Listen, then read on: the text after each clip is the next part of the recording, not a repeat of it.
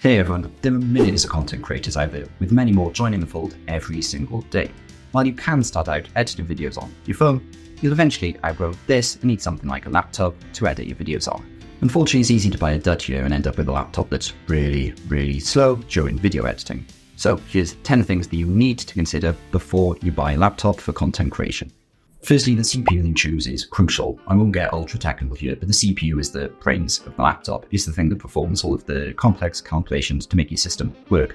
And it's very important to choose the right one here because video editing is quite demanding. There are two main producers of CPUs, AMD and Intel.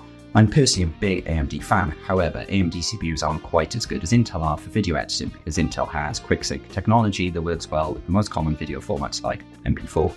So I would personally recommend getting an Intel-based laptop for video editing, especially if we are on a budget.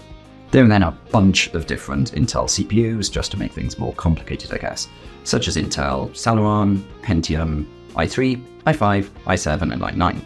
Ignore Celeron and Pentium altogether, they're just too slow for video editing. You'll just be wasting your money.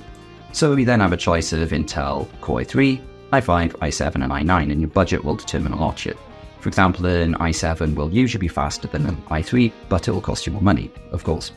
If you're on a budget, you'll probably only be able to buy an i3 or i5, but don't worry because these can be perfectly good for video editing. The main thing to avoid is a 2-core CPU. This point will get a little bit technical, but bear with me because the cores basically mean how many units of processing the CPU can perform at the same time. So a 6-core CPU, for example, will perform more tasks simultaneously than a 2-core CPU, for example, meaning the 6-core CPU will naturally perform better for complex tasks like video editing. I would personally recommend always getting at least a 4-core CPU. To find this out, the laptop sales page should mention the CPU details either in the title or further down in the specs. If it doesn't list the number of cores though, just Google the CPU make and model, and the result on Intel.com will actually list the core count. You want at least 4 cores here. The other thing to check here is the frequency. Some laptops like the Dell Inspiron contain a 4-core CPU, the 1035G1, but it runs really slowly. The processor base frequency of 1 GHz is really low. This other Dell Inspiron contains a 1135G7 chip, which also has 4 cores, but it runs a lot faster, leading to some pretty solid performance gains compared to the other one. If you have to spend an extra 10 minutes just researching and comparing the CPUs in your intended laptops, this will pay dividends. But if you have any doubts or questions whatsoever, just drop me a comment and I'll get back to you with my thoughts. The second factor to consider is how much RAM your system will need. For video editing, I would suggest 32 gigs. Simple, let's move on. Kidding, kind of. Nowadays, 16 gig is considered the minimum amount of RAM. Even Microsoft says this for their AI laptops, and pretty much all laptops will be AI laptops going forward. So if 16 gigs is the new minimum, you'll want more than this because video editing is quite demanding on a PC. If you're editing full HD, 1080p video, 32 gigs will be fine. If you plan on handling 4K video though, you might need 64 gigs, but I'll cover video resolution in a minute because that's a whole other topic. The third thing to consider is whether you'll need a separate or discrete GPU, graphics card in your laptop, or whether you can rely on your CPU's integrated graphics. This point can seem a bit confusing at first, but basically more powerful systems, so PCs and laptops, will have a separate graphics card because these help take some of the workload from your CPU, which ultimately then boosts the overall speeds and performance. This is of course especially true when playing video games, but if you're only doing light video editing work like cutting various clips together and maybe add in some transitions and background music, you won't actually need a separate discrete graphics card. I have a mid-range GPU in this computer and it barely gets used when video editing, to be honest. It only really kicks in when I do the final render for the final video output, but even then it only uses around 10 to 15% of the GPU. The exception here though is if you want to do loads of visual effects, because you will then need a separate graphics card. What I mean by this is if you want to use DaVinci Fusion or Adobe After Effects to add some fancy visual effects like blowing something up or adding snow to clip, then you will need a separate graphics card. I hope you like the sound effects then. So deciding whether to buy a laptop with a discrete GPU or not basically boils down to what sort of video editing you're actually planning on doing. I should quickly point out that a separate graphics card still lives inside your laptop. It's not some external device that you hook up with a USB. This can make it hard to actually know whether a laptop has a discrete graphics card or not. But in general, if your laptop says Intel graphics, UHD graphics, or AMD graphics, this refers to the integrated graphics from your CPU. But if a laptop specifically mentions having a graphics card, for example, it says NVIDIA RTX or whatever, then that means it has a separate GPU and hence it'll be a bit more powerful.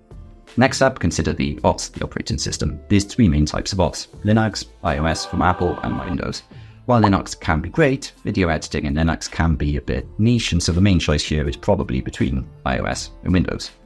To be honest, most of the stuff I've discussed so far is Windows focused because you can't really get Intel CPUs on MacBooks anymore.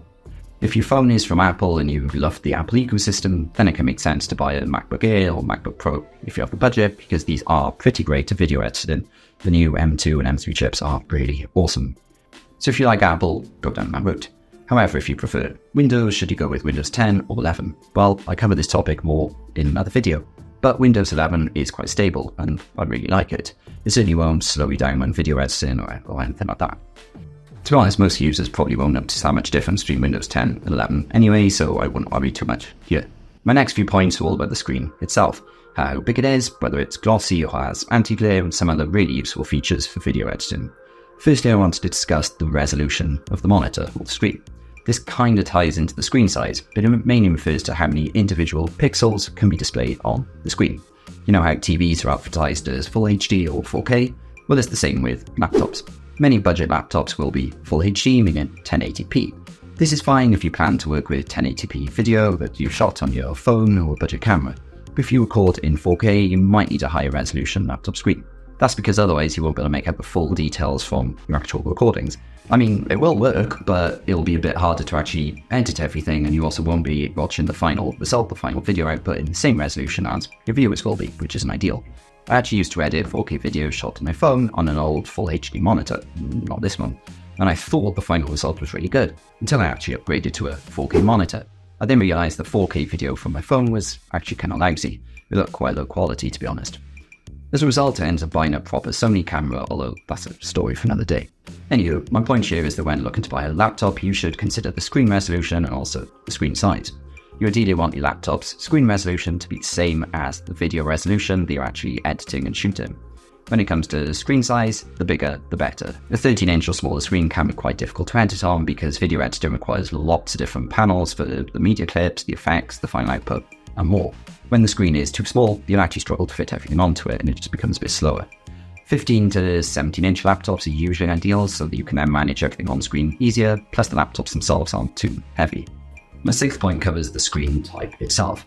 You know, when you paint your house, you can get shiny paint, which is gloss, or flat paint, which is matte, and you often use that on your walls. Well, the same is kind of true with laptop screens as well. Some laptops come with a slightly shiny, glossy screen. These sound good in theory, but they can actually cause lots of glare to appear on the screen, especially if you have windows or lights nearby, which most people do, of course. It's worth pointing out, though, that expensive laptops and monitors can actually have high-quality gloss screens, and these are actually really good, and they naturally prevent glare. But cheaper laptops with glossy screens will usually skimp out a bit on the underlying screen technology, and you'll end up in a glare nightmare.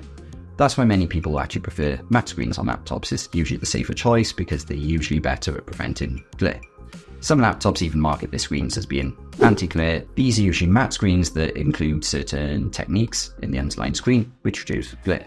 I tend to prefer these for video editing because you need to focus a lot on the screen, and any glare can be a complete pain and really slow you down. Next up is a bit more of a specialist point, but some proper cameras can record with more color data than normal, such as HDR or in 10-bit color. I won't dive into these points too much in this video, but if you're planning on working with video that has extra color data to normal, you'll probably want a laptop screen that actually allows you to work effectively with these. Unfortunately, not that many laptops actually support the extra color spaces out there, especially on the budget end of things, although some ASUS ProArt laptops actually offer some pretty nice support, and some Dell laptops like the Dell Precision support sRGB color too.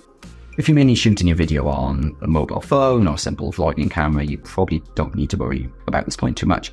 But if you know that you'll definitely be shooting HDR footage, for example, then you'll need to buy a HDR-enabled laptop screen, because otherwise it'll make editing much less accurate for you. Make point is the final screen-related point, and it's whether you need a touchscreen or not. Basically, an increasing number of laptops nowadays actually have touch-enabled screens, and Microsoft actually completely redesigned the look and feel of Windows 10 to make it touch-friendly. So this touchscreen technology is kind of moving in this direction overall. Some laptops like the ASUS ZenBook Pro Duo actually have 2 touchscreens, and programs like Premiere Pro will then display extra panels in the second screen, which really speeds up video editing by giving you more control and visibility of everything. The 9th factor to consider when choosing a laptop is the storage within the laptop. There are different types of storage out there. There's traditional hard drives, which are slow, faster but budget storage known as eMMC, and finally SSDs. You'll want an SSD. Anything else is just too slow for video editing. You'll then want to consider the capacity of your SSD. Video files can take up a lot of space, so something like 250 gigs of storage wouldn't be enough, in my opinion.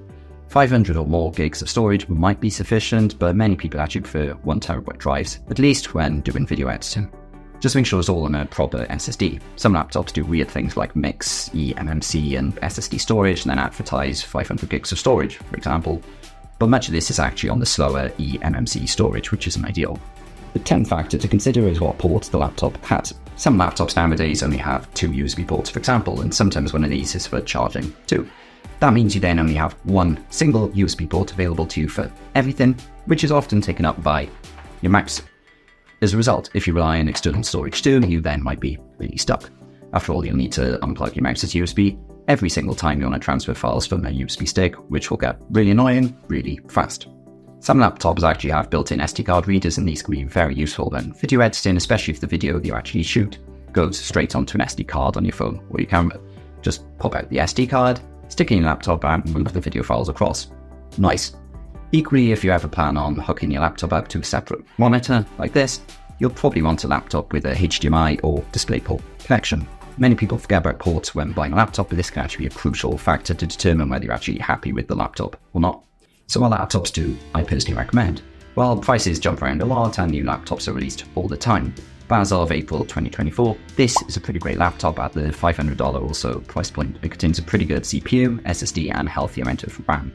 I actually know a content creator who uses this exact laptop to produce long travel videos in DaVinci Resolve, and it works out really well for them. They don't get any lag or anything like that.